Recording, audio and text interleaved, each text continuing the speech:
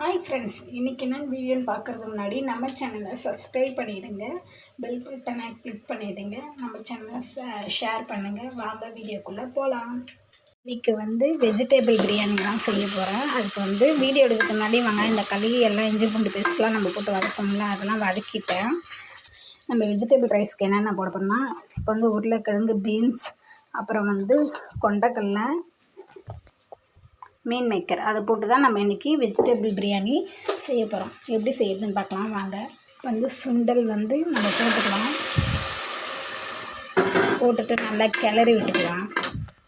இப்போ பீன்ஸு, உருளைக்கிழங்கு, புதினா மூணுத்தையும் ஒன்றா சேர்த்துக்கலாம். இது எல்லாத்தையும் கிளறி விட்டுக்கலாம்.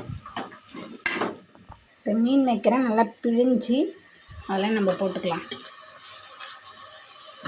நம்ம அரிசியும் சேர்த்து கிளறிக்கலாம்.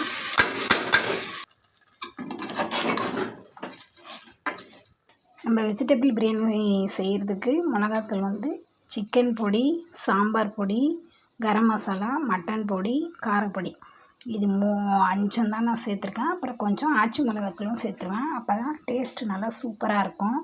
நீங்களும் இதை ட்ரை பண்ணி பாருங்கள். சாம்பார் பொடி கூட சேர்த்துக்குங்க, அப்போ தான் நல்லா டேஸ்ட்டு சூப்பராக இருக்கும். நான் உப்பு போடவே இல்லை, லாஸ்ட்டில் தான் உப்பு சேர்ப்பேன். அப்போ தான் பார்க்குறதுக்கு கரெக்டாக இருக்கும்.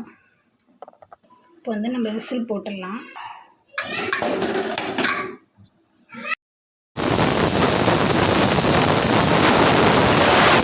ஓப்பன் பண்ணிடலாம்.